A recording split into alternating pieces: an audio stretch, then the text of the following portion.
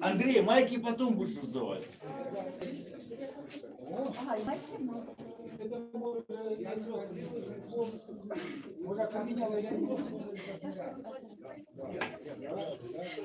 Но оно такое не пойдет.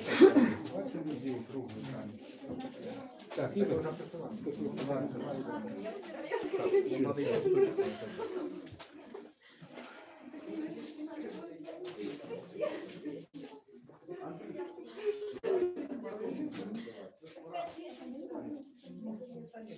Что ты, Игорь, стремливаешь УАЗа?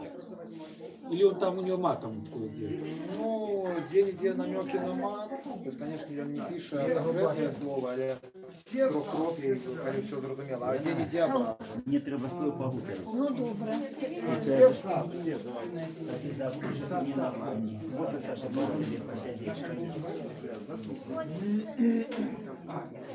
Так, мы начинаем трансляцию. О чем сегодня вообще речь, можете прочитать из названия. Отпишите, как там звук, что-нибудь слышно, кто в чате. Качество связи, конечно, не очень, но постараюсь, чтобы стрим получился, насколько это возможно.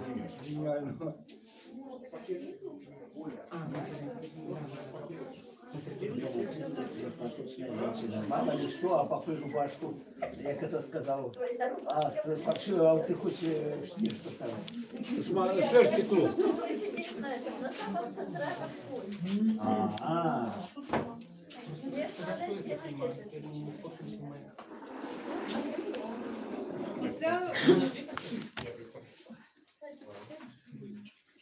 Так, Алена, Між ходить надо. ходить надо, да. Саша, ты Дайте выступаешь. хлопці і дівчати, Андрюша, где у будемо нас? починати.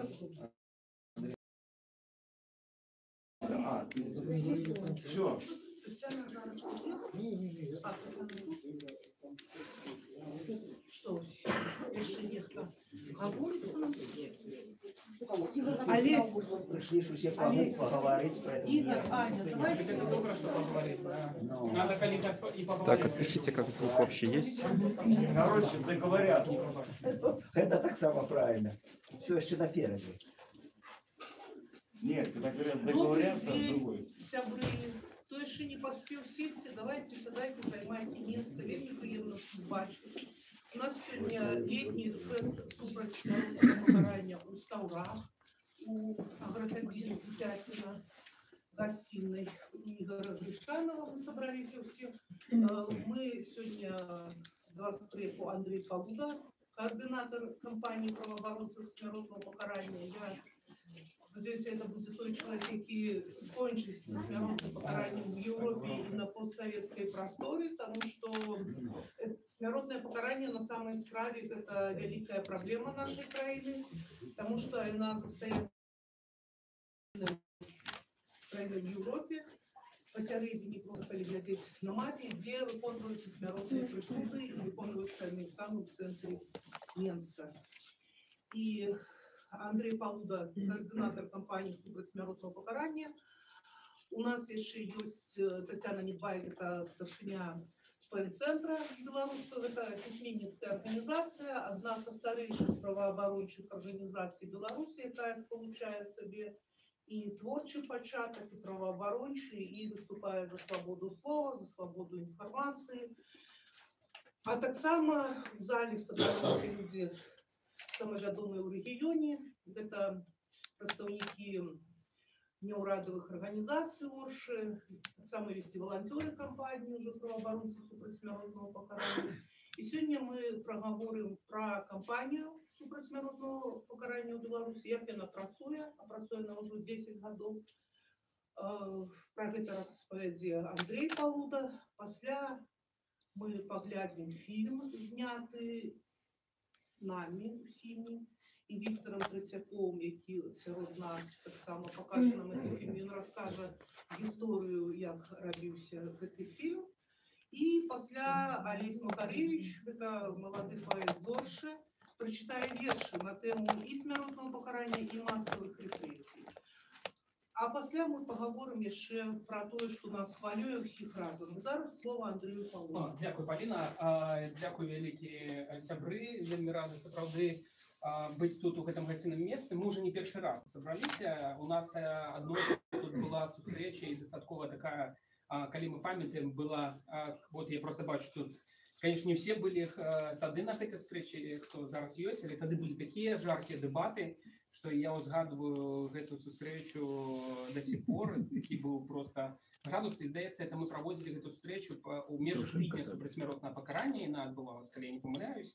Вось, і ведаеце, мы проводим вельмі шмат розных кшталтаў мерапрыемстваў, публічных мерапрыемстваў, і з Палінай, калі мы разважалі і думали про мерапрыемствы у падтрымку, вот у нас падтрымку 10-годдзя кампаніі супрацьсмяротнага пакарання, мы выдали альбом, у нас вышел фильм, мы проводим пэўныя мерапрыемствы, дзе размаўляем про праблематыку смяротнага пакарання. Мы думали про тое, што тыя фарматы, якія мы выкарыстоўваем, яны вельмі класныя, тому што мы глядзім фільмы, мы нейкія дыскусіі праводзім гэта далей. Але мы подумали, што яшчэ важна, каб былі і трошку іншыя фарматы. І адным з такіх фарматаў у нас стаў шпацыр, праваабарончы шпацыр, які быў у нас у Смалянах. Па мясцінам здымак фільма «Гісторыя смяротнага пакарання» я быў вельмі ўражаны. Недалёка ад Горшы, цікавае месца, ведаеце, мы яшчэ тады былі, там быў такі дождж, і так яно там як такой нізіне знаходзіцца, нейкае балота, магіла Жана Томаша, і вот гэта касцёл, які там Остатки замка. Да, остатки замка. Гэта был, я был вельмі ўражаны, і самое главное, что гэта была магчымасць не просто, ведаеце, там превратиться в говорящую голову, там взять нешта там расповесці, поговорить про смяротнае пакаранне, привести нейкія аргументы. Это была магчымасць просто, калі мы прайшлі, мы дастаткова шмат прайшлі, там было дастаткова шмат маладых людзей з Горшы, не толькі з Горшы, з самих смалянаў, з розных куткоў Аршаншчыны. Мы просто подумали, ну где это может быть, а потом подумали, что это может быть как раз таким гостиным як Путятина. Тут вось больше ніж в спокойном режиме могли поразмаўляць. Вот тому, может быть, заважили мы, як сюда доехали, мы не побегли одразу садиться в фильм разважаць, а вот тут адчулі трошку гасціннасць гэта месца, і в принципе только потом после этого пачалі частку нашу такую гэта мерапрыемства. Кампанія супрацьсмяротнага пакарання Беларусі. Сапраўды 10 год уже кампаніі, 10 год было на пачатку года, тому можна уже казаць, што нам больш чым 10 год кампаніі, і мы займаемся якраз праблематыкай гэтай і плануем і спадзяемся, што нашы высілкі яны паўплываюць на тое, што смяротнае пакаранне наша краіне будзе адменена, і што мы ўсё ж такі паспрыяем таму, што сапраўды не толькі Беларусь, але і ўся Европа будзе вольная ад смяротнага пакарання. І ведаеце, да 10-годдзя кампаніі, як я ўжо на пачатку сказаў, мы выпусцілі вось такі альбом. Там, дарэчы, мы там прывезлі рознага кшталту рэчы, так званы мерч, там з лагатыпам нашай кампаніі супрацьсмяротнага пакарання. Там есть нейкія кніжкі яшчэ і праваабарончага цэнтра «Весна», там мы подумали, што ў межах ввогуле вот такого фэсту, што можна будзе прыйсці таксама там якія калі цікавіць некую там узяць літаратуру. Вось, і мы выпустили альбом на, скажем так, на наш погляд ён удалы, але калі казаць пра меркаванне іншых людзей, яны таксама пра гэта казалі, пра гэта і гэта пацвердзілі. Альбом гэты быў ужо прэзентаваны, але упершыню ён тут у Горшы. Дарэчы, ён такі дастаткова інтэрактыўны, тут ёсць нават і плакат такі, можаце потом паглядзець. Вот плакат, і ён вельмі карэлюецца з абложкай гэтага альбома. І як вы бачыце, тут стаіць чалавек, які прыгавораны да смяротнага пакарання, напісана. Он настоящий. Да, гэта рэальны фотаздымак. Вось. І калі мы працавалі над гэтым фотоальбомом, у нас была задума зрабіць такі вялікі фотоальбом на 48 сторонак, вось, ну, максимум там 54, ну, там нехта кратна, каб яго можна было свярстаць. Але калі мы пачалі працаваць, мы над гэтым альбомом мы зразумелі, што ў нас не атрымаецца зрабіць гэты альбом. на 58 сторонок, что у нас атрымаецца гэты альбом зрабіць мінімум на 200. Яно такі атрымалось, потому что матэрыялаў вельмі шмат, фотаздымкаў вельмі шмат, мерапрыемстваў вельмі шмат, і архівы нашы, яны сапраўды дастаткова такія напоўненыя. І у пэўнай ступені, калі паглядзець вот альбом, я просто трошку пра яго распавядаю, тут кожны год распісаны, вот 2009, напрыклад, і ён такі ёсць таймлайн, вось дзе можна адсочваць па гадам, якія ў нас адбываліся мерапрыемствы, якія мы арганізоўвалі, якія праводзілі, ну, прымалі ўдзел. Вось, а таксама мы папрасілі Алеся Беляцкага, вядома, праваабаронцу, які напісаў да гэтага фотоальбома, скажем так, такое предисловие, вось, і ён назваў яго, мы лічым, гады прастрэлу. Потому что сапраўды для нас не толькі там 2009 ці 12 ці 14 мы працуем з гэтымі складанымі кейсамі, в прынцыпе, вялікому рахунку вельмі часта у нас гэта паралелі звязаная з такімі кейсамі, з вынесенымі смяротнымі прыгаворамі альбо з прывезенымі выкананнем смяротнымі прысудамі. Вось. Насамрэч, тэма, якой мы займаемся, дастаткова складаная, тэма, якая выклікае вельмі шмат пэўных спрэчак, і вельмі часта таму што напалягае ў эмацыйнай плоскасці. І вельмі часта якраз такі ідзе размова пра тое, што як можна абараняць забойцу. Мы заўсёды кажам, што мы абараняем чалавека, абараняем правы чалавека, і вот у гэтым сэнсе для нас, наверное, гэта важна. Ну і варта яшчэ сказаць аб тым, што мне вельмі падабаецца, калі Алесь Беляцкі зрабіў, скажем так, такі папярэдні тэкст, які пачынае што-то альбом. Вось, ён напрыканцы свайго тэкста выкарыстаў словы, якія мы потом яшчэ вот тут на закладку поставілі. Вось, і гэта словы такого вельмі вядомага ў свеце чалавека, Вацлава Гавала, і мне падаецца, што они вельмі моцна адлюстроўваюць, скажем так, у тым ліку наш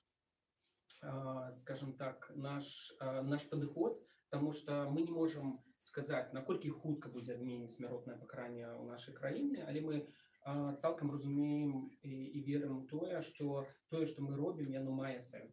Потому что гэта не толькі пытанне адмены смяротнага пакарання, гэта больш глыбінныя нейкія рэчы, якія ўплываюць на больш глыбінныя працэсы ў нашым грамадстве.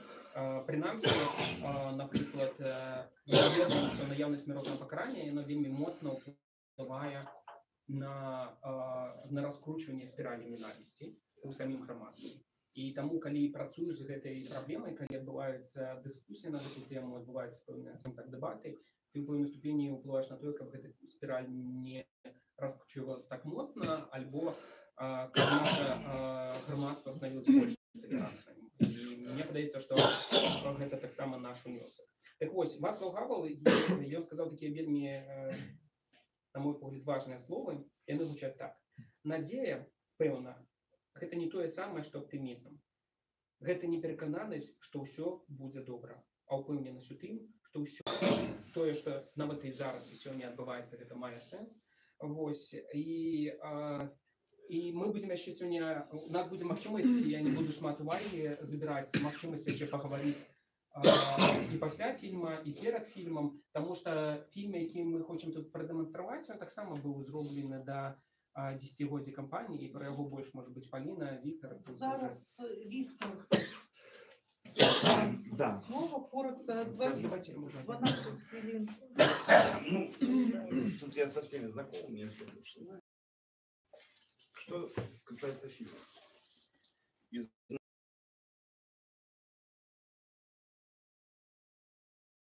Хотел сделать ну, уже в течение 10 лет я сделал несколько фильмов о смерти.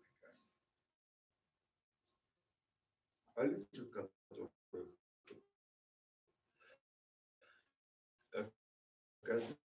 о родителях, которые сделали фильм, проблемы, которые постоянно ходят вместе с адвокатами, вместе с родителями, так само. Хотел сделать фильм о них. Но люди эти очень хитрые. Ну, в каком смысле? Они очень, привыкли все держать в себе и так далее. И сложно из них вытянуть, вот как они переживают. Как это очень сложно. И поэтому я решил взять немножко другую линию, взял за пример про судьбу одного человека. Фомин, такой парнишка, которого расстреляли за чужую вину. Причем не то, что там он сам на себя взял вину и его расстреляли. И почему я взял именно Фомина? Потому что как раз вот это началось где-то в 98 году, когда люди еще вообще не занимались этой темой, и для них это было очень сложно. Он написал им письмо в весну, и они переживали, а вдруг он врет? А вдруг нет, понимаете? А как это так, человека ни за что? И эта тема у них в душе перегорала до 2012 года. Представляете? Только в 2012, когда поехали, когда делали очередной фильм про смертную казнь, поехали в Берлин и поговорили с полковником Акаевым, которого, если кто не знает, он старший расстрельной команды. Он сейчас расстреливал. Он сказал, да, это правда. Его расстреляли за чужую. Вот об этом фильм. И через эту историю я пытался раскрыть людей, которые этим занимаются. Они о себе правду не скажут. Они не скажут, как переживают за это. Они не скажут, как меняется у них сознание, как меняется у них судьба. Это правда. Я просто на протяжении 10 лет сам за ними постоянно наблюдал, за этими людьми. У них и судьбы меняются, и характер меняется, и к жизни они начинают. Но они не хотят об этом говорить. Они все дают на то, чтобы на других. Не важно, как мы, важно, что потом будет. Понимаете? И поэтому через это я пытался показать фильм. Вы увидите. Вы поймете. Я думаю. Теперь мы показываем фильм. Он 12 минут. Он небольшой, но емкий. То, что убачим. Так, все тихо, со звуком колонок не привезли, поэтому колонки только с ноутбука. Все готовы просто? Я мыслю, значит существую. Тут почему бы жизнь я иную. И что теперь? Открыта дверь, куда идти, что мне делать. Да ничего не нужно бегать. Тело вышло из камеры, а я новый день, столетие. Судьба. Знаю, сегодня с ним я расстанусь. Память с тем навсегда. Чувствую взглядом, спину искать, поднимает, сжимает, согревает. Тело в шаг, впереди. Господи, помоги. Плыву, лечу, теряю опору. Помоги меня, мама, по коридору.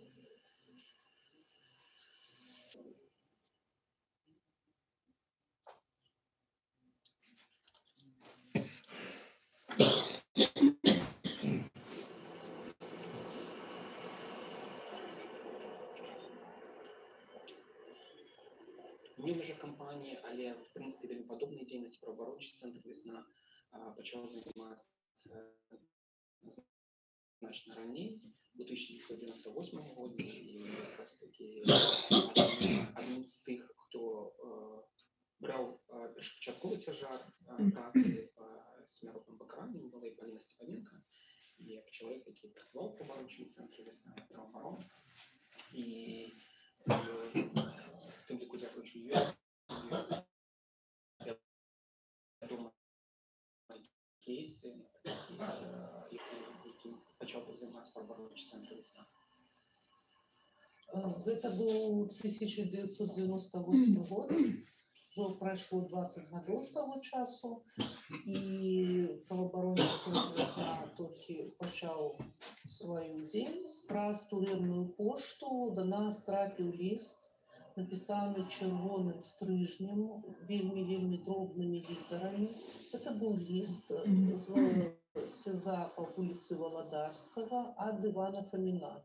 які пісаў пра тое, што ён сядзіць за чужую віну, што яго прыгаварылі да смяротнага пакарання, але ён не рабіў таго, што пра яго пішуць. Мы займаліся тады грамадска-палітычнымі правамі, у асноўным людзьмі, якіх затрымлівалі падчас масавых акцый, якія тады сапраўды былі масавыя, сапраўды было шмат затрыманых, і гэты выклік быў вельмі нечаканым. Мы жылі ў гэтым горадзе, але ніколі не думалі, што ў цэнтры Менска расстрэльваюць людзей. І это быў іншасвет у цэнтры горада, і вельмі цяжка было гэта ўсё ўсвядоміць, цяжка было это ўсё ўспрыняць, цяжка было гаварыць. І быў пэўны ўнутраны супраціў таксама. Ну, здавалася, раптам вот гэты чалавек зрабіў гэта, а раптам ён сапраўды так жорстка забіў гэтага таксіста, а мы будзем яго абараняць. Гэта гісторыя, якая развівалася ад 98-го года до 12-го года. У сваіх рэфлексіях не магла паставіць іх кропку, і вот яно знайшлося пацверджаннем у 12-м годзе, калі ўжо нам гэта пацвердзіў начальнік гэтага ж СІЗА, які у сваю чаргу таксама стаў ахвярай фактычна палітычных рэпрэсій і мусіў выехаць за межы краіны. Тут атрымалася такое замкнёнае кола, завершенный сюжет. В 1998 году вот такие письма к нам подали на весну. Например, письмо от Фомина такого. Я помню, кстати, за чужое преступление раскрыли. Да, я его хорошо знаю, молодой парень, он с группой парней таких, которые постарше его, они убили человека. И он, как самый молодой, решил там делать это все на себе. Братва, как говорится, да, ты что, там все нормально, ты молодой, там дадут тебе червонец, мы тебе передачки носили, ты в авторитете будешь, ему дали расстрел. Я за это того, как умереть, то же самое. Какие сволочи обманули. И были мои коллеги, которые сочувствовали искренне. И они ему раньше говорили, что ты дурачок, у тебя плохо относишься. Братва меня спасет, и тебя спасет. Найбольш складанага пытання у галіне правоў чалавека за смяротнае пакаранне не існуе. І гэта сапраўды, конечно, складанае пытанне. Сама важнае, тым больш, што і ў той час, і зараз актыўна прадстаўнікі ўлады звяртаюць увагу на рэферэндум і кажуць, што наше грамадства не готово, бо большасць выступает за смяротны прысуд. Когда был референдум, я даже не знаю, за что я голосовала, понимаете, потому что, наверное, когда человека не коснется, он этого никогда не поймет. Я до сих пор не могу вспомнить, за что я голосовала. То ли я за смерть, мне кажется, голосовала, то ли против. Понимаете, потому что, во-первых, я не знала, что это настолько жестоко, что это, не выдают родителям, что это не говорят невестам. Это очень-очень для родных, это... Я даже не знаю, каким словом это назвать. Калі мы кажам пра задачы кампаніі, то одной з першых задач это была актуалізацыя праблем. Справа ў тым, што 10 год таму назад у нас дастаткова шмат было кейсаў і людзей, якія прыгаварвались. У нас былі гады, калі па 30-40 чалавек прыгаварвались, прыводзілись выкананне смяротнай прысуды, але гэта было нікому не цікава. Таму адной з задач гэта была актуалізацыя праблемы і то, як пытанне смяротнага пакарання становілася інфармацыйна цікавым для грамадства і для сродкаў масавай інфармацыі, бо гэта дазваляла бы і дапамагала бы выклікаць не секрет, што пытанне смяротнага пакарання нашай краіны знаходзіцца пад такой завесай сакрэтнасці вельмі моцнай, і мы сутыкаемся з гэтай завесай неаднаразова, і маю на ўвазе у тым ліку тыя ж выпадкі, калі мы першыя даведались пра тое, што расстралялі Павел Сівун і вымушаны былі мы паведаміць ягонай маці. Маці Сівуна собралась ехаць да яго на сустрэчу, дамовились таксама на сустрэчу, што мы прыедзеце да нас пасля таго, што мы з Павлом Сівуном. Так атрымалось, што пришла, и ей сказали, что его надо расстрелять. Мы говорим, что не буду поверить, потому что нам подавалось, что Карибина еще из этой топовой передачи, с Ешей приехала бы, это было бы честно, да. Вот. И складаем такие речи говорить вопрос человеку, может быть, по телефону.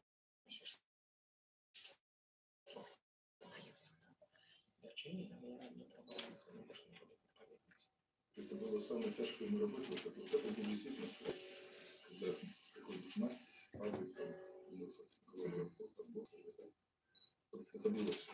Это было. У нас убегали, ко мне приходят, что вы сказали на справке? Выпал приговор, я говорю, это сами куда угодно, я говорю, не знаю. Никто вам там ничего не скажет и не покажет. По приговору это спадщина. Это спадщина Советского Союзу.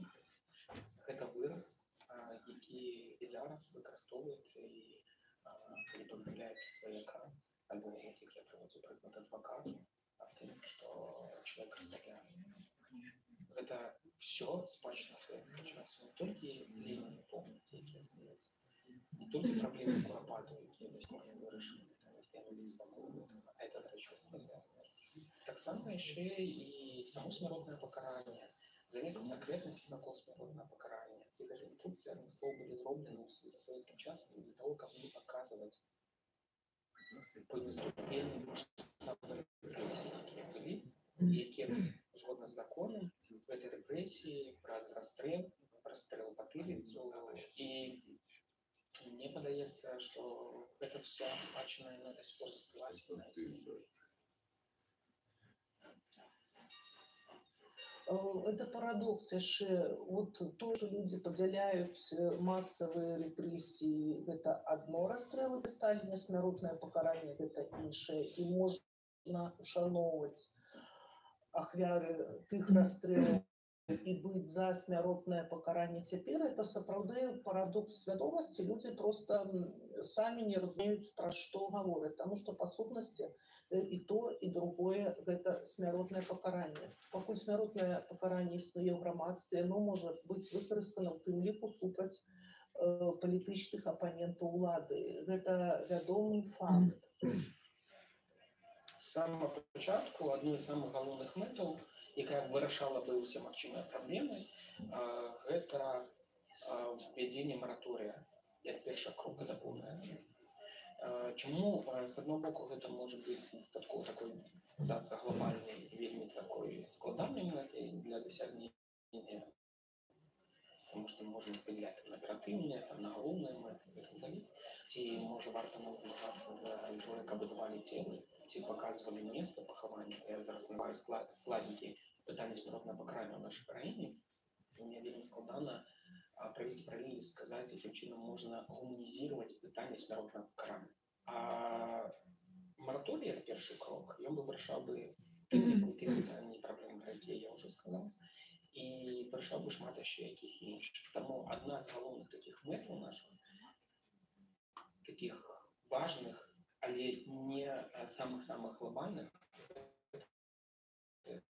таки введение моратория перший крок, ну а потом это полная отмена смертного покарания. Нашей компании будет 10 год. В июне 2009 года впервые почала дзейнічаць активная компания правоохоронцев супраць смертного покарания в Беларуси. Мне задавали питание, и говорили, вот вы проводите разного кшталту аргументы, и які вы лічыце аргумент найбольш важным для людей, на их меркаванне. А давайте вы примерите это на себе. Питание судовой помилки, питание ситуации вокруг смертного покарания и так далее. Просто сядьте и подумайте. Постарайтесь взять трошку больше информации, чем вы владеете, сядьте и подумайте.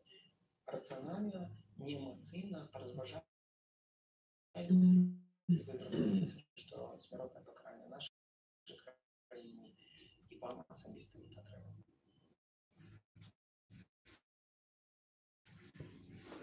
Супраць смяротнага пакарання у нас ёсць магчымасць зараз зрабіць тое, што прапануе напрыканцы фільма Андрэй Палуда, сесці спакойна і паразважаць.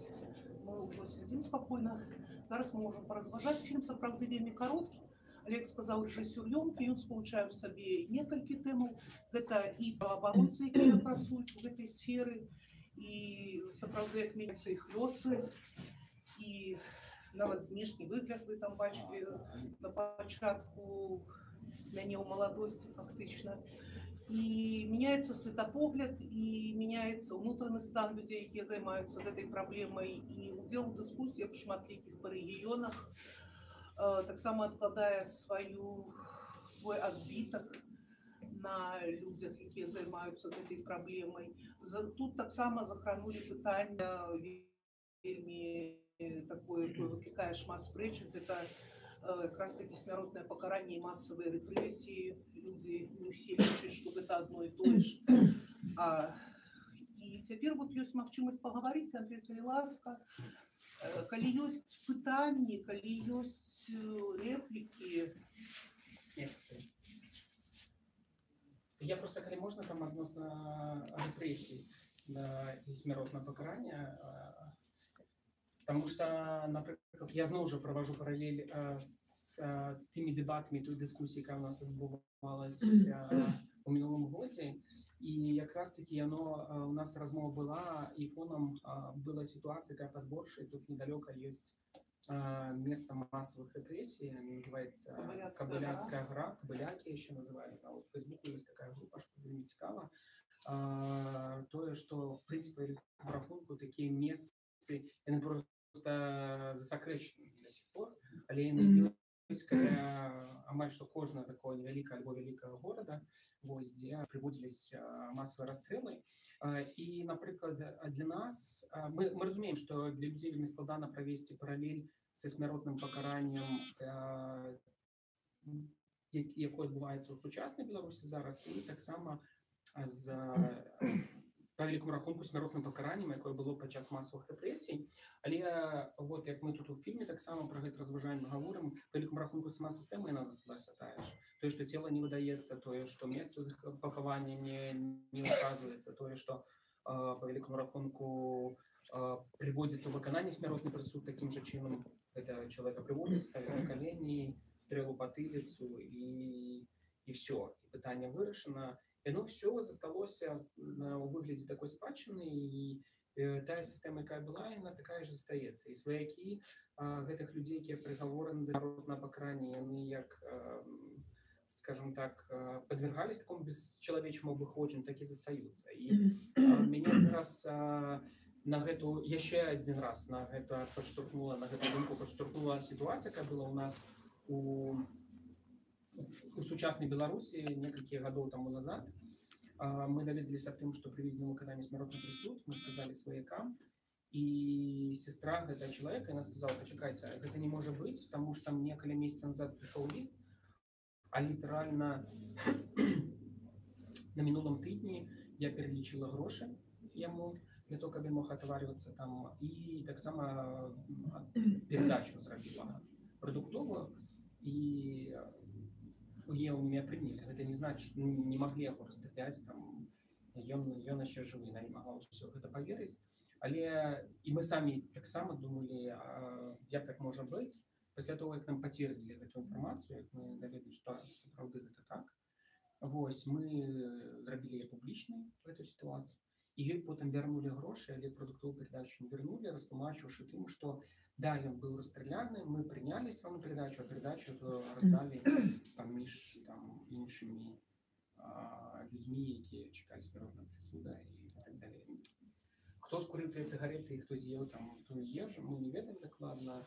Вось, але мы ведаем таксама гісторыю з мінулага, калі адзін чалавек быў прыгавораны да 12 год без права прыпіскі, і маці прыносіла ежу і цыгареты, але ён ужо на працягу там доўга часу, такі год, яе прымалі все гэтай перадачы, але потым яна даведала, што ўжо даўным-даўно расстраляны.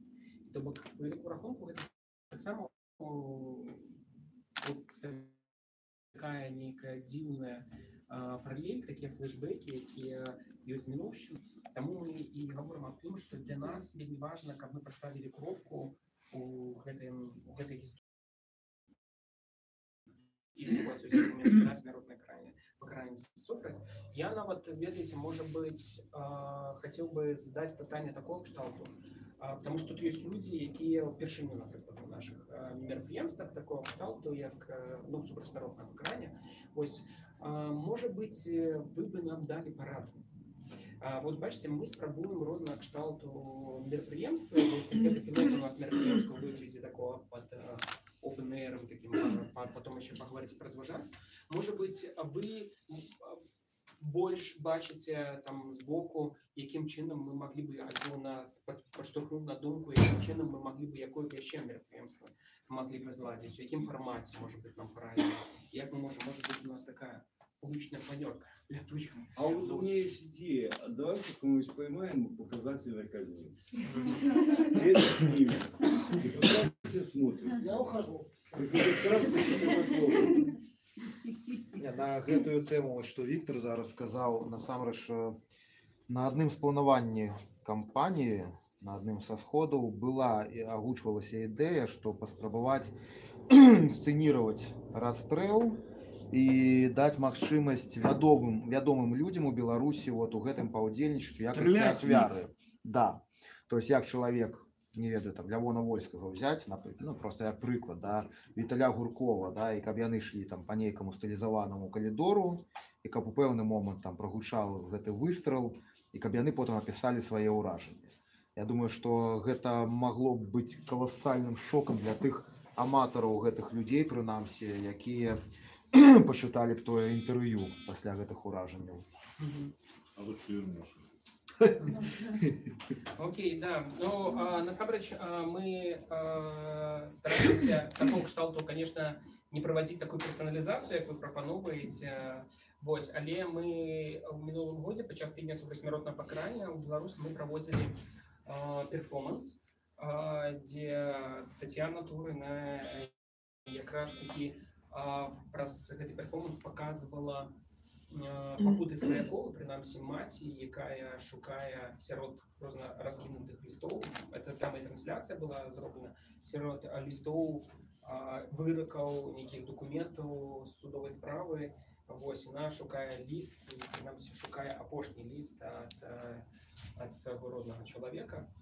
Вось, і гэта сапраўды таксама вельмі моцна ўражала. Таму мы, расказаўшы падчас гэтага тыдня супрацьсмяротнага пакарання, калі у нас все атрымаецца, плануем рабіць нейкі такого кшталту перформанс, таму што тэма, як я казаў, яна эмацыйная, прычым эмацыйная з абоіх бакоў па вялікаму рахунку. І з боку ахвяраў, і з боку людзей, сваякоў, хто прыгавораны смяротнага пакарання, таму яна і складаная. Может быть, какие-то еще есть? У меня есть да. Я еще, паколькі мы говорим про кампанию, я хочу сказать, что праца в сфере смяротнага пакарання и адмены – это одна со складаных тэмаў сярод усіх праваабарончых тэмаў, якая сустракае найбольшую рэакцыю яшчэ і ў грамадстве. Гэта тэма вельмі важная для нашай краіны. І фактично кожны чалавек, які жыве на гэтай зямлі, можа быць, не мае нейкага свайго погляда на тэму свабоды сходаў альбо друку, але пра смяротнае пакаранне кожны чалавек пра сябе нешта думаў хоць раз у жыцці. Вельмі часта праваабаронцы, якія працуюць в гэтай сферы, яны атрымліваюць такую нядобрую зваротную сувязь в інтэрнэце, напрыклад. Часто пишут, что люди гэтыя абараняюць забойцаў і малюецца вобраз абаліцыяніста. Абаліцыяніст – это человек, які выступае супраць адмены смяротнага пакарання. Гэта слово пайшло яшчэ з 19 стагоддзя, калі змагаліся супраць рабства. Ну, рабства тады таксама людям здавалася, што вот без яго ніяк. Атрымалася, што можна без рабства. На самой справе люди, которые выступают за смяротное покарание, не обороняют забойцу. Они выступают за право на жыццё и выступают супраць такого покарания, как смяротное. Потому что забиваючи забойцаў не становится меньше. И их становится больше, потому что палач тоже убивает. Вот. И есть менавіта такое, что вельмі цяжка утрымаць гэты баланс. Калі прыходзяць, вот Андрею вельмі шмат даводзіцца працаваць са сваякамі людзей, якія сядзяць у расстрэльнай камеры. І гэта маці прыходзіць, яна плача, у яе гора. І все роўна трэба гэтую эмпатыю неяк трымаць у пэўных межах, таму што ёсць жа яшчэ і ахвяры гэтага забойца. І гэта вельмі складаная тэма. І трэба заўсёды ведаць, калі мы выступаем за супраць смяротнага пакарання, мы не выступаем за тое, каб злачынцы хадзілі па волі, працягвалі забіваць. Мы за незваротнасць покарання, за справедливость его, але супраць смяротного покарання. Можно? Ну, я думаю, что можно было зробить такие или перформанс, или социальный ролик, такие, так? Мы не забойцы и не палачи. И вот носит такая идея, что якби костюм палача, и то, что ну, и ранее никто не хотел такие руку жать палачу, так? И ну, якби, и теперь вот якби примерить на людей, и ты хочешь ты быть палачом, а когда ты сходжаешься с тем, что забивают, так ты ж так само якби можешь быть забойцем и палачом. И вот такие вот социальный ролик, то, что люди могут на себе примерить, там никто не хочет быть ни забойцем, ни палачом, ни у якой роли, ни того, что его забьют, ни у роли палача. І ось такі ось. Я зрозумів. Просто, видите, зараз я одну хвилину, я просто хочу з народною суть взяти. Просто насамрэч, ви піднімаєте вельми цікаву і такую, один з таких аспектів проблематики смертного покарання, наконт, коли ви кажете про тих людей, виконавців, хто приводить виконання смертного присуду, тому що це люди, які живуть серед нас. В принципе, мы зробили на певний час мультфільм, який називається «Исполнитель». Ось, тому що нас турбує, коли люди з нами знову ж користуються, завжди кажуть, публічним транспортом, максимально мають сім'ї. Вогли, хто це люди, як їх набирають, в об'явки, із газети, із рук в руки. Я не ведаю, але гэтыя люди яны ёсць. Мы сустракаліся з адным з таких людей, які меў дачыненне да правядзення выканання смяротных прысудаў, з Олегом Алкаем мы бачылі там, да, у гэтым фільме, а таких людей дастаткова шмат. Яны атрымліваюць грошы ад дзяржавы, яны атрымліваюць потым, мабыць, пенсію ад дзяржавы і гэтак далей. Але самае галоўнае, што мы ведаем нават пасля встречи з Алкаем, што іхняя праца вельмі моцна ўплывае на гэтых людзей, на іх вельмі моцна разбурае. Ну не только, а кожный, кто подтрымливает эту я хочу сказать одно. Вот сейчас Лена подняла тему, вот сделаем такую акцию, что вот кто за... Я вас сейчас всех успокоил. Дело в том, что мы все убийцы. Мы все убийцы. Вы и ты, потому что приговор выносится от имени народа. Государства Беларусь, от имени народа. И пока мы это не поймем, и все не станем, мы все убийцы. Каждого расстрелянного, сейчас у нас сколько? Больше 200 человек. Сколько у нас сейчас? Около 400. Около 400 человек расстреляно сейчас за время существования нашей республики. Даже я не считаю Советский Союз. Так вот, вы все должны прекрасно осознать, что вы все участвовали в расстреле этих 400 человек. Ну, я, например, не згоден з гэтым, потому что я ведь не лічу себе... Не, в данный момент...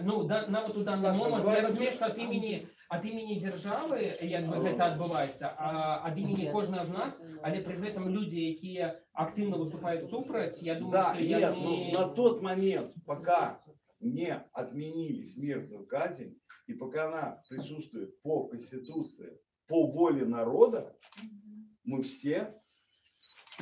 Дотычные, Вот этот человек, я сгоден, я вам скажу, вот этот человек, Лена, вот этот человек, который берет пистолет, передергивает затвор и стреляет в затылок, все мы поддерживаем его руку в тот момент, когда он стреляет. Это мы все должны понимать. Убийцы мы все. Ну и что? Ну понимаем, ну а что далее? Ну, там, разумеешь, не мама, не вы хотите быть убийцей? Разумеешь, когда все люди активно будут это выступать сложные супер, философские то мы категории, хоть моральные добьемся. категории. Ну. Что значит, хочешь или не хочешь? А ты хочешь забить курицу? Нет, не Тушечку. хочу. Ну, Так а вот, некоторые так- запросто. Так вот в том-то дело. Тушечку мы не хотим забить. Курочку мы не хотим забить. Котеночку утопить мы не хотим. А то, что расстреливают людей в 21 веке, мы к этому относимся Есть нормально. магчимость Мы живем подписать в 19. Есть петицию магчимость, супротив народного вот, покарания. понятно, Как нас Кто? уже не лечили 18. такими удзельниками забойства, у нас есть выдатная магчимасць выкрэсліць нас з гэтага спісу, падпісаўшы петыцыю супраць смяротнага пакарання. І тады ўжо ніхто нам не зможа сказаць, што мы да забойстваў затычныя, таму што мы выступім супраць смяротнага пакарання. А петыцыю гэтую падпісала уже вельмі шмат людзей. Яна ёсць в электронным выглядзе на сайце праваабарончага цэнтра «Весна», і кожны, хто супраць смяротнага пакарання, мае магчымасць іх падпісаць. А цяпер Алесь Макаревич, якога вы бачылі ў фільме, гэта быў такі перформанс. Я хотел питание еще. Ну давайте, я Андрей, Давайте такое питание. Вот, Давайте. Что компания робит для того, как каждый громадянин нашего, ну, буду так говорить, адчуваў тое, што ён можа стаць на месца того, ну, расстрелянного. Потому что выпадково, всякое бывает. Могут подставить, могут как этот ни за что ці робіць вот что-нибудь в компании, что любой громадянин ходить под этим мячом. Да, я зразумеў ваше пытанне, наколькі я яго зразумеў. Ведаеце, наверное, больш правильно будзе сказаць, што мы стараемся рабіць так, каб ні адзін грамадзянін у нашай краіне не стаў пад расстрэл. Наверное, тут трошку з іншага боку падыход, по великому рахунку.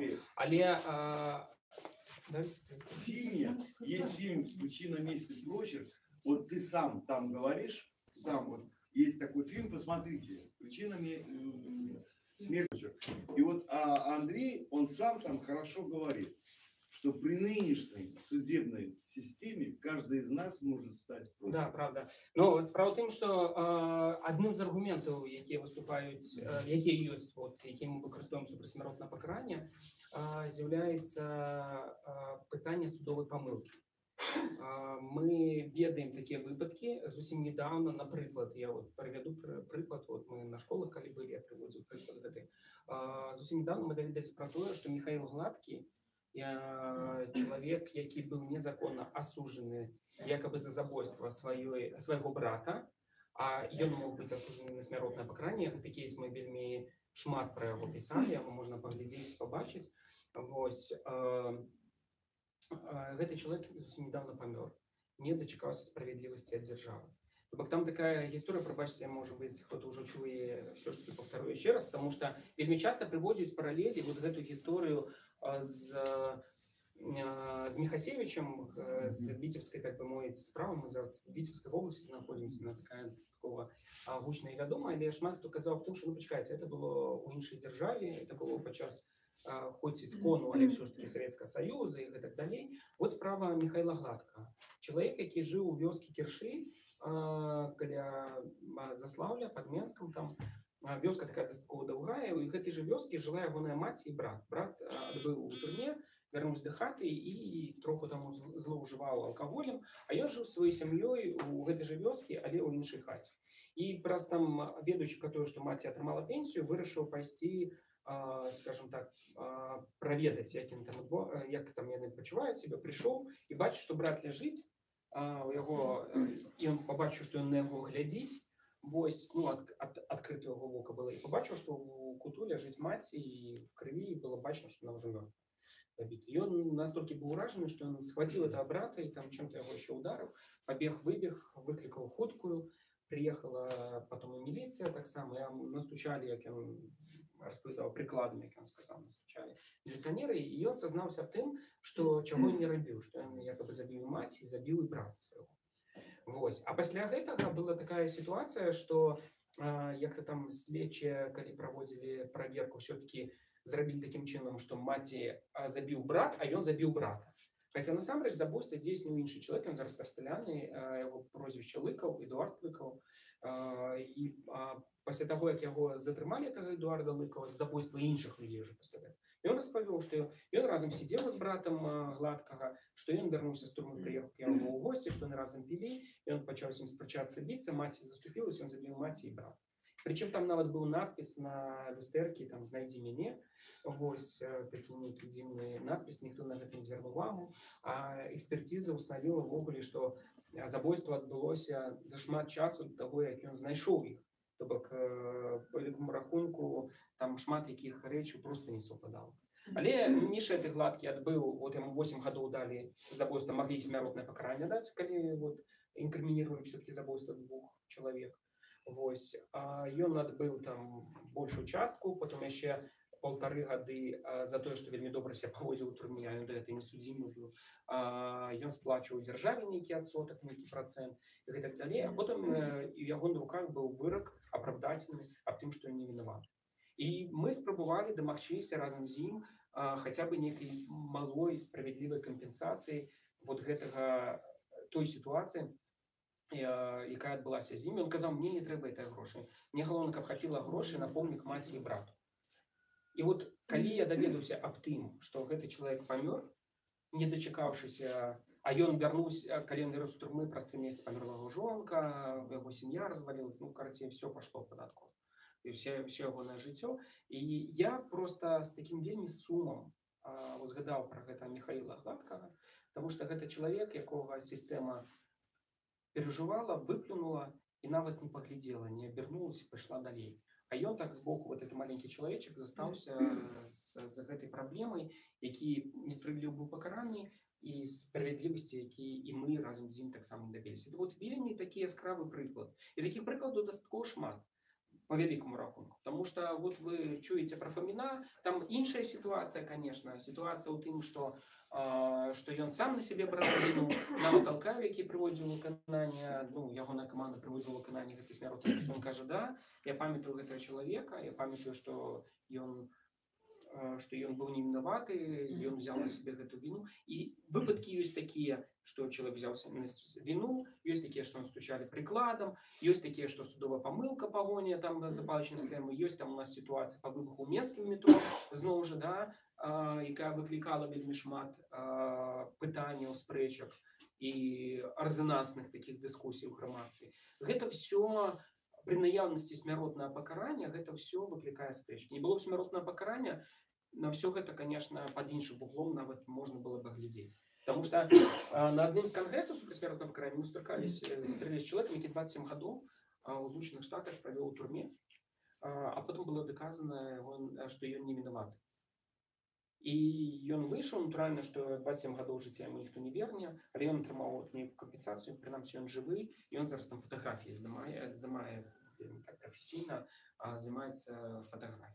Недавно в Польше, может быть, памятаете, была ситуация, когда там человек провел в турме дастаткова шмат часу, и потом все-таки было установлено, что это не яго. Когда было смяротнае пакаранне, то гэта не было. У нас, например, в Беларуси год, и все. Вот зараз у вас у Витебской области, Витебский областный суд вынес новый вырок. И с одного боку это человек злочинца, потому что он забил 2 этих бабушек, там, да, этих женщин во возрасте. А з одного боку. З іншого боку, починаєш глядзець на все гэта і разумець, што ён таксама у пэўнай ступені нейкі ахвяра, і кожны з нас ахвяра. Потому что мы всю эту справу заново перемалываем, переглядаем. Я маю на увазе, мы это грамадство в першую чергу. Там кто-то некие начинают сказать, ну, люди про то, что ну ён пришел, их там спрэчка возникла, и он коленом взял, там побил. Про гэта нам журналисты писали. З іншого боку, мы разумеем, что у гэтага человека шансов на то, каб ён застаўся живы, не так шмат. Потому что у нас только один человек, по нашей информации, один человек помилован был, кто приговорен до смертного покарания. Не так шмат людей, у якіх при пераглядзе справы адмяняўся вырак областного суда, напрыклад, у Груноў, але мы все ведаем, які все-таки вынік по Грунову, он все равно расстрелян. Перагледзелі справу, зноў смяротны прысуд, потым Верховны суд пацвердзіў і гэтак далей. То бок, ну, вот, насамрэч, гэта такая тэма сапраўды дастаткова складаная. Вось, мы спрабуем гэту тэму падымаць і пра яе гаварыць прынамсі выкарыстоўваючы розныя кшталту такія пытанні і метады. Там мы рабілі вот гэты вот комікс, першы беларускамоўны комікс па праблематыцы смяротнага пакарання. Вось спрабуем на розных узроўнях падымаць іх дыскусію міжнародным і вот у Беларусі і гэтак далей. Вось і аргумент таго, што чалавек можа стаць ахвярай, гэта сапраўды так. Ахвярай вот гэтай агульнай судовай сістэмы, в прынцыпе сістэмы, і таго, што сістэма можа спрацаваць такім чынам, што гэты чалавек можа быць выпадковым, я, напрыклад, дапускаю. Такое можа быць. Пры наяўнасці смяротнага пакарання кошт гэта жыццё. Есть питание такое для меня, я про Вікторської области. Приклад, коли отдался выбух у Минском метрополитене, и наших вице-блян судили и расстреляли. В этот момент сидели еще с нашей области, вот, и их тоже могли привлечь, расстрелять. Як этому сопротивляться?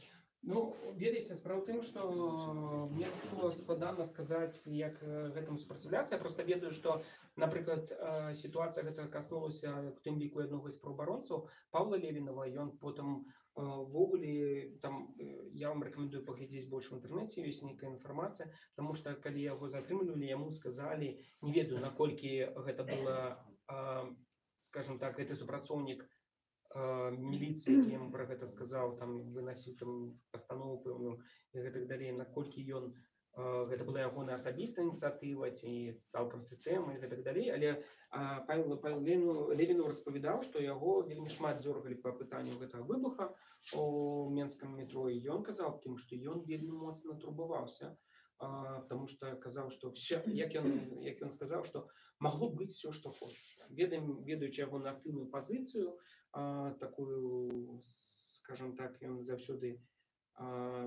супрацьстаіць там такой несправедливости и так далее. Он сказал, что он мог допускать всякое. И я вот потом задумался, я рефлексировал наконт гэта, думаю, вот наколькі вот гэта наяўнасць смяротнага пакарання вельмі моцна ўплывае на грамадства і на персанальна аднаго там конкретно ўзятага чалавека. Все-таки, ну вот возьмем мы Павла, ён, скажем так, ён праваабаронца, ён дасведчаны чалавек, ён разумее ситуацию и так далее, але ён чалавек.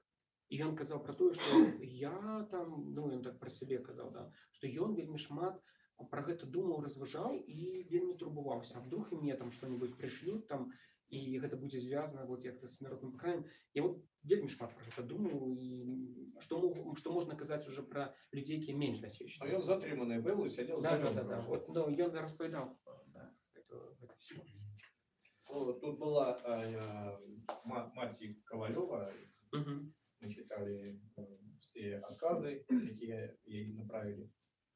И по этим отказам уже можно судить, что никакой вины его сына ей нема. Может, ты говоришь неправду.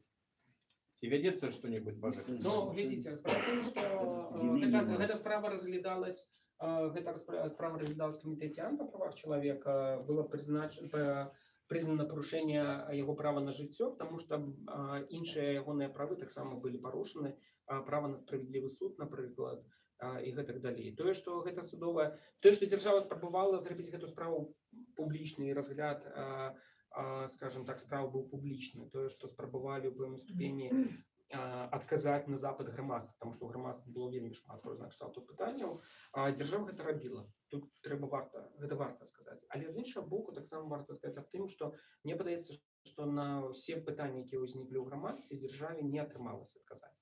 Вось. І, дарэчы, вот тады ўпершыню незалежныя сацыялагічныя даследаванні паказалі, што ў Беларусі на працягу каля 4 месяцаў большасць людзей выступала за адмену смяротнага пакарання. Невялікая большасць, але яна выступала за адмену смяротнага пакарання. І гэта таксама вельмі цікавы факт, які яшчэ раз пацвярджае, што смяротнае пакаранне палягае ў этой эмацыйнай плоскасці. І калі людзі не вераць, напрыклад, выроку судоваму, там, ці як-то эмацыянальна адносяцца да гэта нейкага канкрэтна ўзятага кейса, іх меркаванне вельмі моцна мяняецца. Таму менавіта і нельга там, напрыклад, праваабаронца скажа, што нельга гэта пытанне разглядаць на рэферэндуме, потому што падчас рэферэндума, па вялікаму рахунку, люди все ж таки не разважаюць рацыянальна, больш эмацыйна. І ведаеце, вот мы сёння казалі, аболіцыянізм крочыць па планеце, шмат краінаў, якія адмянілі смяротнае пакаранне, але вот, напрыклад, зараз назад вяртаецца смяротнае пакаранне ў Злучаных Штатах Амерыкі на федэральным узроўні. Не было каля 20 гадоў яго. Але прыйшлі папулісты да ўлады, якія, напрыклад, прэзідэнт краіны Злучаных Штатаў Амерыкі, ён падтрымлівае гэтую ідэю, тым духу, наколькі я ведаю. І тут вот зараз вяртаецца гэта. І Злучаныя Штаты, конечно, для нас в этом сэнсе не зусім добры прыклад, потому что мы ведаем, что шмат у якіх штатах, там палове штатаў ёсць смяротнае пакаранне. Ёсць пэўныя штаты, у якіх вельмі актыўна выкарыстоўваецца, это такія паўднёвыя штаты, там, вось, але паўночных гэта вогуле есть, большасць там адмяніла смяротнае пакаранне. Вось, таму это, конечно, такая серьезная проблема. И разумеется, наша, например, у межах нашей компании у нас есть такие два основные накірункі дзейнасці. Один это вот то, что мы зараз робим, это такие адукацыйна-асветніцкі, то, что мы просто распавядаем про эту проблему, ввогуле разважаем про аргументы супрацьсмяротнае пакаранне и так далее. Это першае. А другі накірунак дзейнасці гэта юрыдычны. Мы спрабуем працаваць па гэтым кейсам на нацыянальным узроўні і таксама на міжнародным, рыхтуем звароты камітэта прав чалавека. Наколькі гэта спрацоўвае так, чтобы прыпыніць смяротны прысуд, на жаль, пакуль што не. Не могу сказаць, там пахваліцца, што вот мы падалі камітэт прав чалавека, дзяржава не праігнаравала запыт і смяротнае пакаранне было, ну, скажем так, прыпыненым правядзенню выканання смяротнага прысуду. З аднаго боку. З іншага боку, ну, мне падаецца, тут кропля камень точаць, і у нас цалкам праваабарончы падыход, і у нас мы дастаткова абмежаваны ў сваёй дзейнасці. Мы гэта робім публічна, мы гэта робім асноўваясь на прынцыпах праваабарончага падыхода, на прынцыпах універсальнасці і гэтак далей. Бок, па вялікаму рахунку, гэта такі наш выбар. Вот еще есть питание. Или ты хочешь нам... Да. Скорее не вопрос, это рассуждение. Рассуждение, да. Да, я так. Я думаю, что... Вот мы тут сидим, да, и разговариваем за отмену смертного приговора, да. Может быть, в принципе, вот это вот... тюрьма как некий объект, сама концепция тюрьмы, и она неправильно изначально, да. Смотрите, вот как бы человек украл, да, допустим, он там сел на определенное количество лет, да, там убил, сел на определенное количество лет, либо тот же самый расстрел, вот мы против смертной казни, хорошо. Может быть, это как концепция неправильно, потому что я не считаю, что, ну, это мое вот мнение, да, я не считаю, что если человек совершил преступление, достаточно его посадить, ограничить его свободу камерой, да, и что? То есть он отсидит, он выйдет и, ну, и что? То есть много таких, которые садятся, выходят опять, вот как вот братва, да, та же. У них это за милое дело. Они всю жизнь по тюрьмам, да, вот, сидят. И есть ли в этом какой-то толк в самой концепции тюрьмы и ограничения свободы? Многие даже там живут получше, чем здесь. То есть я вот, ну, это не моя идея, я просто где-то услышал, это мне на самом деле понравилось. Не считаете ли вы, что с преступниками нужно как-то работать там? То есть те же самые психологи, да, те же самые вот, ну... И не ограничивать, я понимаю. Не, это все в контексте. Это все к этому идет. Типа вот человек убил человека, да. По факту, да, вот в современном мире стоило бы, ну, не стоило бы, а неправильно сказал, извиняюсь. По логике современного мира за убийство, ну, обычно либо садят очень надолго, да, либо расстреливают. Вот. А как понять, что человек, вот он сел, да, даже пожизненно, может быть, он через некоторое время с людьми нужно работать. И не садить там на 20 лет, да, а даже ту самую за кражу, за вот...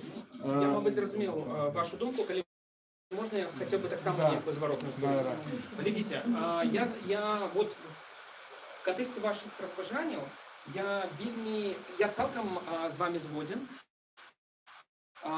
І зараз, наверное, обозначу некалькі кропок, в контексті чого я згоден. Ёсць нейкія рэчы, над якімі я не згоден, але над якімі мне варта яшчэ падумаць таксама, але вот над тым, што я згоден. Па-першае, калі мы правядзем паралель са смяротным пакараннем і ввогуле, калі мы пра канцэпцыю турмы, там не пра гэта. Ну, калі мы кажам пра смяротнае пакаранне, вельмі часта вынікае і выглядае гэта такім чынам, што дзяржава не разбіраецца, чаму адбылося такое злачынства. Чаму забілі 2-3 чалавек, ці чаму гэты чалавек такім чынам рабіў нейкія рэчы. Вельмі часта у нас гэтыя злачынствы, яны бытавыя. Украл, выпіў тюрьму, украл, выпіў тюрьму, украл, выпіў тюрьму, выпіў, забіў, расстралялі. Ну, умоўна кажучы, вельмі часта так адбываецца, да? І калі мы паглядзім вот гэтыя колькасць гэтых злачынстваў, з якіх прыводзіліся выкананне смяротнай прысуды, мы побачым, што іх вельмі шмат якраз такі звязаны з бытавымі нейкімі такімі рэчамі. Выпівалі разам, пасварылись, пабілі адзін аднаго, забілі.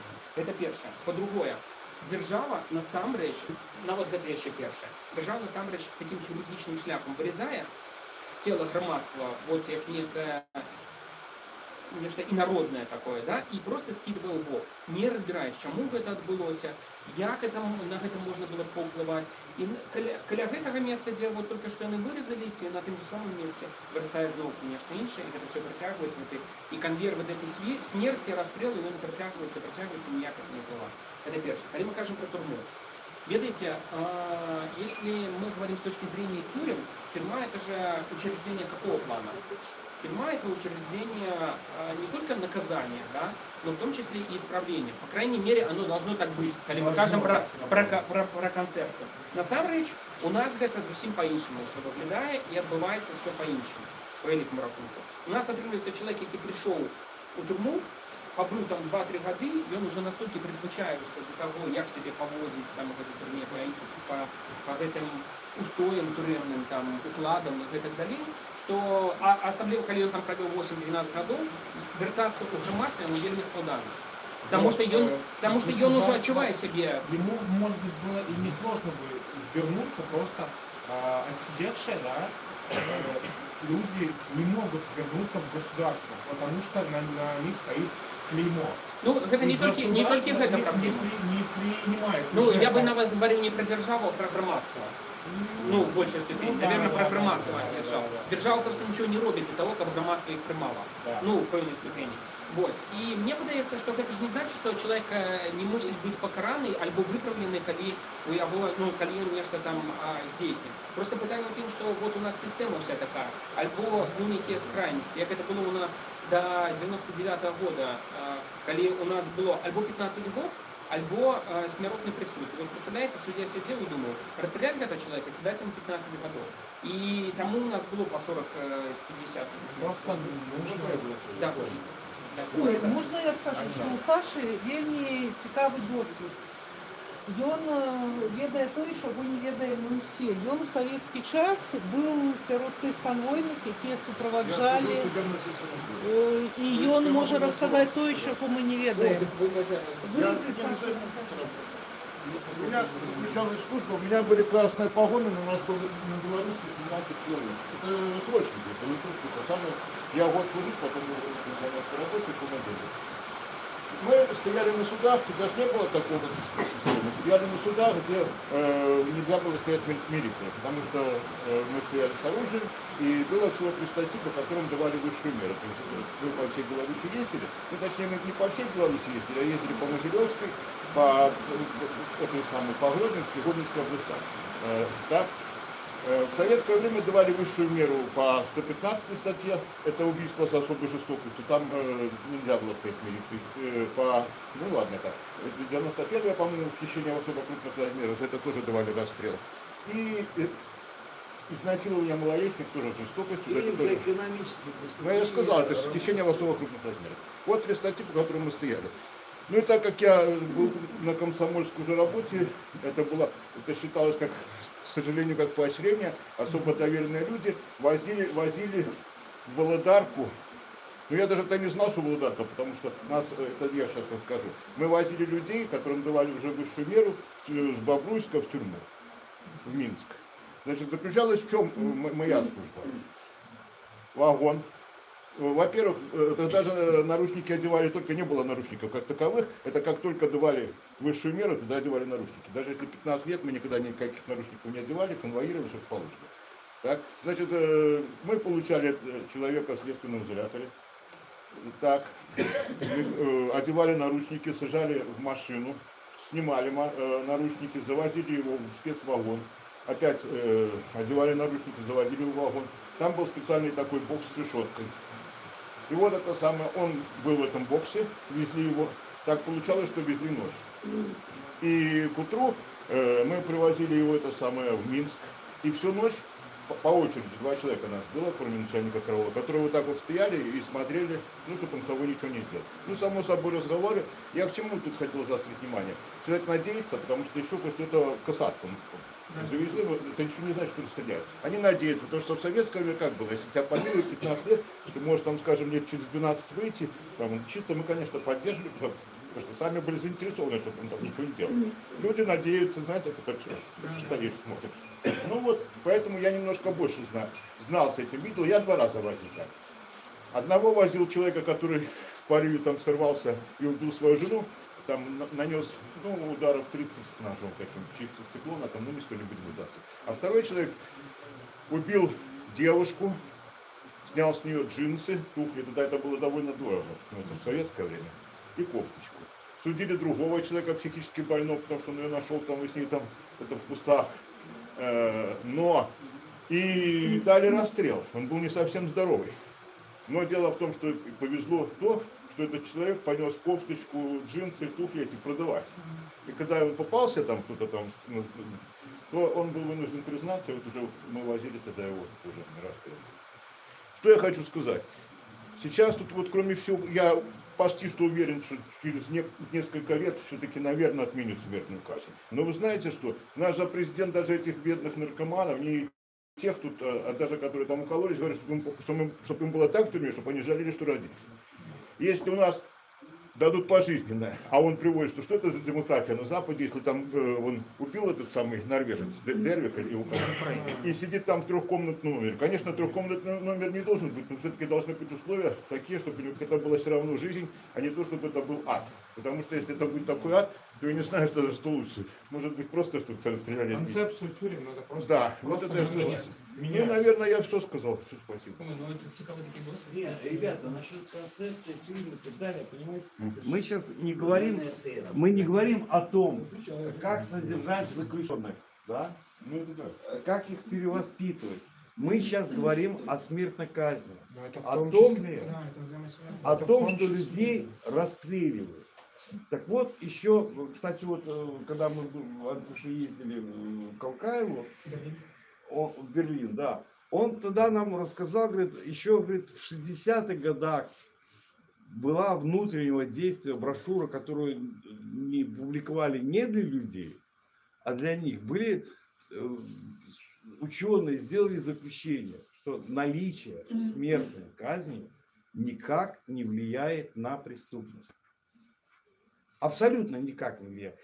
В некотором степени еще увеличивает. Потому что если преступник знает, что у него вот смертная казнь, он убивает свидетелей. Это вот, ну, так происходит. Понимаешь? Я хочу сказать очень важную вещь. Понимаете, когда... Дело в том, что у нас в стране смертная казнь, и плюс и есть пожизненная. У нас есть альтернатива. Но почему-то расстреливают, а не дают пожизненно. Вот это вот мне это непонятно. Понимаете, человек, который совершил преступление, да, ему дали пожизненно, он уже как социальная единица, он уже исключен из общества. Правильно? Но у него есть возможность для себя как-то договориться со своей душой. Или покаяться, или что-то сделать, понимаете? Или понять свой поступок, вот пожизненно. А если человека расстреливают, он даже душу спасти не может. Даже эта возможность, даже того, чтобы спасти свою душу, даже ему этого шанса не дают. Вот это самое страшное. А сейчас вот... Так. І смяротнае пакаранне сапраўды мае шмат абліччаў. І калі мы гаворым пра смяротнае пакаранне, это не толькі наш час, гэта і 30-е гады, гэта і 19-е стагоддзя, калі пакаралі паўстанцаў, нашого нацыянальнага героя Каліноўскага. Калі мы пачыналі глядзець фільмы, ён пачынаўся з такога верша, які называўся «Калідор смерці», які чытаў Алесь Макаревич. Ён там не цалкам у гэтым фільме. Цяпер перад вами выступіць Алесь Макаревич, ён прачытае «Калідор смерці», які мы глядзелі в фільме, цалкам гэты верш, а таксама ён прачытае верш пра Катынь, за Катынь, пра рэпрэсіі і пра паўстанцаў і пра магілу Каліноўскага. Алесь, калі ласка. Не надо, вот это не надо. Жалуния. Вас ты звезда, что? Мне как-то задали вопрос, говорят, Саня, ну что ты вот этой ерундой занимаешься, какой-то там смертной казни, еще что-то. Говорят, ну что девок ворш мало, ну водку в магазине перестали продавать. Говорю, да нет, все, ну все хорошо. Но есть банальнейшая ситуация. Нам кажется, что наша жизнь, да, это вот что-то такое колоссальное, незыблемое. Но мы не знаем, когда заворачиваем за угол, что нас там ждет. Вот, я процитирую фразу одну, ее, в принципе, все слышали, все знают. Немецкий священник Мартин Мюллер находился в концлагере Дахау с 41 по 45 год. И когда он после, уже когда кончилась Вторая мировая война, посетил снова этот лагерь, да, у него родились слова. Когда они хватали коммунистов, я молчал, потому что я не был коммунистом. Когда они сажали социал-демократов, я молчал, я не был социал-демократом. Когда они забирали членов профсоюза, я молчал, я не был членом профсоюза. Когда они пришли за мной, уже не было тех, кто за меня заступится. Так, мне как-то задали вопрос, Саня, что ты на белорусском вообще писать не можешь? Тебе не стыдно? Хорошо, я на испанском написал. Ситуация такая. Огромное количество белорусов были репрессированы, находились в лагерях, ну и со всеми вытекающими последствиями. Называется «З нас хопить». Снег, конечно, усім нам зрадить, але мы у себе жим. Гей, Литвины, Бог нам радить! Жартанули от души. Мы бежим, але напрамок нам ни кроплі не вядома. То тобі не з вострої брами крочить до своїх знайомих. Хопить нам той праці, сміття, хопить лагеру і бруду. Лепш ужо насустрач смерті. Я терпеть уже не буду. Ні вовка, ні труса, тишиня сприяє. І великая спокуса, почнуть жадаем. Моці мало, як і ежа в нашому лагерному житті.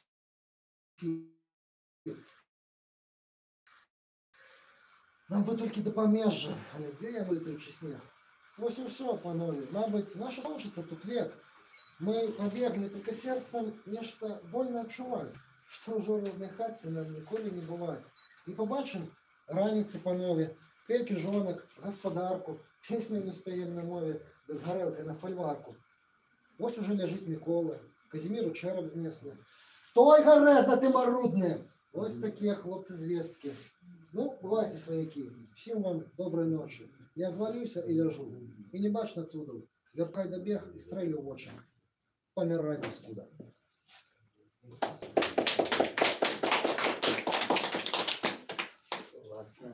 Следующий. Ну да, в принципе, тот самый коридор. Вы слышали, видите, спасибо, ты его обрезал. Все считают, что... Да, что он коротенький. Что другого ничего не обрезал. Правильно. Да. Я мыслю, а значит существую, но предпочел бы жизнь иную. Какую? Не знаю, но несколько другую. И что теперь? Открытая дверь, куда идти, что мне делать? Да ничего, не нужно бегать.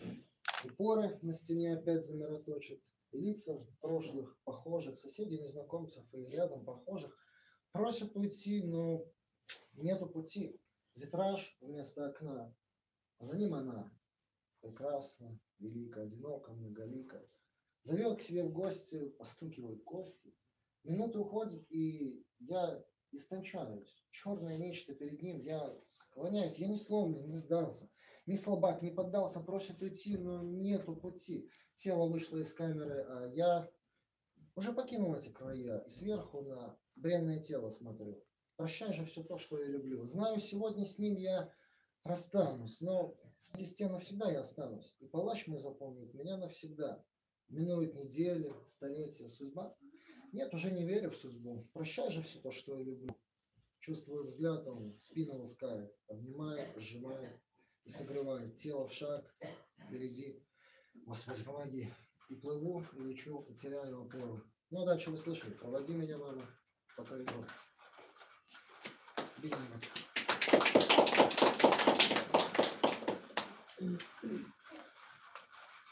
Побывал в Вильнюсе. Вот. Полина Степаненко сказала, вот здесь у нас там Константин Калиновский был расстрелян, все остальное, потом оказалось, что еще останки нашли. Ну, в общем, классно, в общем, классно. Повешен. Что, повешен? А, повешен, да? Ну, у меня будет расстрелян, какая разница, ну. Казнен. Все, хорошо. Ну, я же как Лукашенко, ну, с Карына Питерской.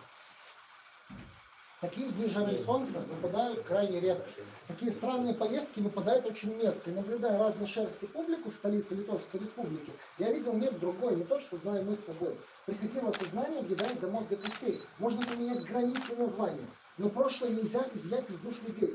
Смешались краски улиц, убранство костелов, истории, миги. Вспомнились уроки в школе про колыбель восстания и мои личные книги.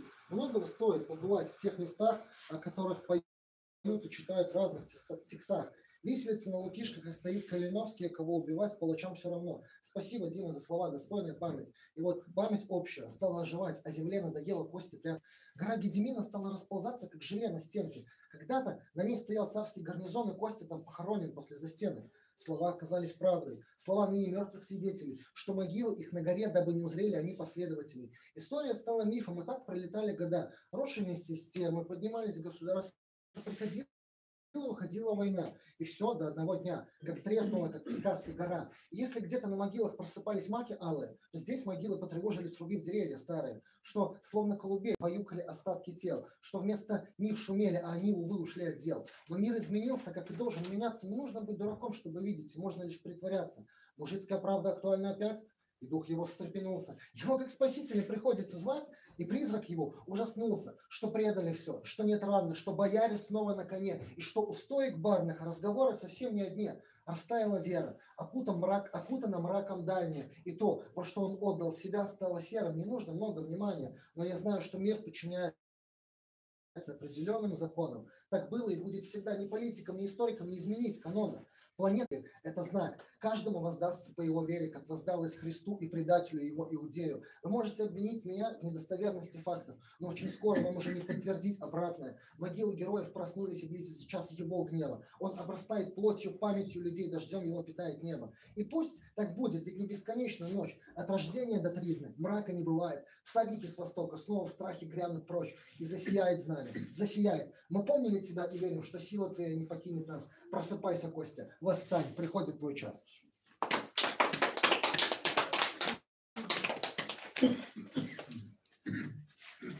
Я занимаюсь одним странным делом. Ну, это, скажем так, мое хобби. Вот, и дошел я, где мы, до внутренних войск, до войск НКВД.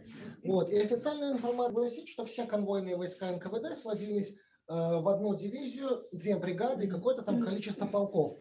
И вот совершенно недавно, когда я начал этим заниматься, нарываюсь на интересный момент. 175-й стрелковый полк внутренних войск НКВД. Подождите, вы же говорите, что их было совсем много, но откуда 175-й? И дальше начинаю вот заводить, и прихожу к выводу, что у нас оказалось конвойных войск НКВД вот так было. Но они же чем-то занимались, эти вертухаи, правильно? Они кого-то охраняли, кого-то расстреливали. И если взять это количество, допустим, НКВДшников, посчитать на людей, то оказывается, что господа, защищающие, допустим, не то, что саму коммунистическую власть, да, ну, говорящие, что на самом деле там расстрелов было вообще понты, этого все очень мало. Господи, зачем тогда в данном случае мы имеем такое количество войск? Вот, и это касалось того момента, ну, я как-то посмотрел фильм, меня вот это уразило, да, вот, и опять же вспомнились слова товарища Молотова, когда создавалась армия Андерса, вот, ну, говорит, вот там в лагерях в Козельске, там еще где-то, да, около 40 тысяч польских офицеров, их можно направить в армию, их можно использовать. И это документально подтверждено, что Молотов сказал, их мы не можем использовать. Мы совершили с ними страшную ошибку. Вот. Первый верш, скажем так, официально называется «За Катынь». Знаю, ударение стоит неправильно, но нужно было, скажем так, Хатынь, да, и Катынь. Вот если мы уберем Хатынь, мы будем ее так называть, то вот Хатынь у нас остается. А это как бы, вот, еще наша ошибочка вышла. Ничего себе, ошибочка на 40 тысяч. Ну, ты будешь ворочаться, нет? Слушай, покуда ворочаешь, можно 2 слова сказать? Знаешь, вот Давай. что ты говоришь. Ну, это же, конечно, всем это стрелковое, это самое мысль. Полк около 3000 человек. У нас, вот где я служил, Бобруйский батальон, там, Манилевский полк, Минская дивизия. Это по всей стране. Это мотострелковые части, которые в случае войны заградбатальоны. Это никто не скрывал. Ну что, приступим, да? Пожалуйста. За Катынь, Катынь, не надо.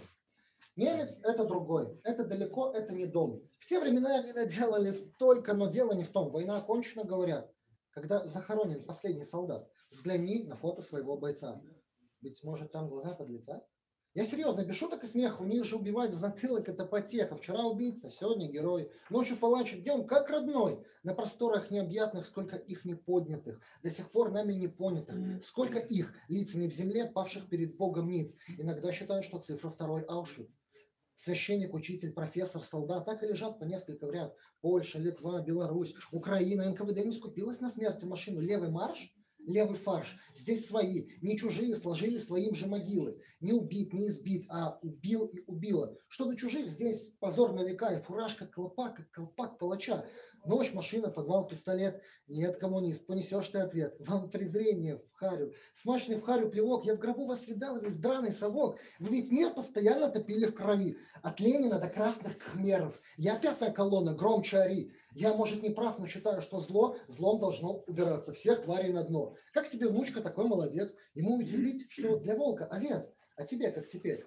Он не вернулся, уничтожен в неволе. В сырой земле, как отход захоронен. Только сабля осталась. И старый дневник, что тебе передали, и страницы в крови. Еще четки в земле. Ее, правда, немного. Он ушел в 39-м на за домом дорогу. Он не погиб. Он убит за народ, который они не сломали, он снова живет. Палач придет домой, пнет ногой кирзу, достанет наган. Он погладит звезду на груди и колец полон карман. Орел в короне или обручальные. Много дивизий, много жизней забрали, реальность печальна. НКВД я равняю ССС. Коммунизм и нацизм здесь совсем не прогресс. Мой дед воевал! Рвешь волосы ты. Не вопрос, только где? Убивая мечты? Нет, господа, сей позор не смываем. Воняет жестоко, вполне осязаем. Миллионы смертей от патрона и голода. Молох, жрущий людей на развалинах Мордора. Я, может, безумен, и все бы надо забыть, но если это отставить, они же хотят повторить. Только что, горы трупов, сломанных судеб, разбитых сердец. Пес с ним, давайте забудем. Но тогда нам конец. Держи красного пса на голодном пайке. Его страшные мысли топи в чистой реке. Их у царских врат в прах сожжет Херувим. За страну, за народ, помним все, за Катынь. Теперь у нас есть продукция компании, мають блокноти, ви возьмите їх, і все ж таки у нас фест, і ми переходимо у наш гостиный сад и протягиваем наши уторки уже вольным таким. Например, можно взять нечто, да, можем еще покоммуниковать, я сподіваюся, что можете взять там не только совет, там есть пакеты, кстати. Да. Что ж, основная часть заканчивается, стрим я завершаю. Так, сейчас отвечу на некоторые вопросы, которые были во время чата. Извиняюсь за плохое качество, это в связи с тем, что связь тут такая себе не очень. По поводу мероприятия, кто еще не понял, это фест против смертной казни в Ставрах. Это такой городок, агрогородок, деревня недалеко от Орши. Вот здесь собралось местное демократическое сообщество для того, чтобы обсудить проблему смертной казни. Был показан фильм тематический, снятый на эту тему. И как бы вот люди подискутировали. Интересно было послушать стихи, интересно было послушать мнение человека, который сам в свое время в советское служил конвойным и конвоировал, как он сказал, 2 человек лично он конвоировал на смертную казнь. То есть, ну, такое интересное мероприятие. Конечно, это не рейтинговое, это там не площадь, не Статкевич, но, как говорится, не каждый день происходит все равно что-то такое, протесты, так что надо и данное мероприятие тоже освещать. На этом, как бы, я думаю, заканчиваем. Всем спасибо, кто смотрел, подписываемся на канал, ставим лайки, дальше будет только интереснее.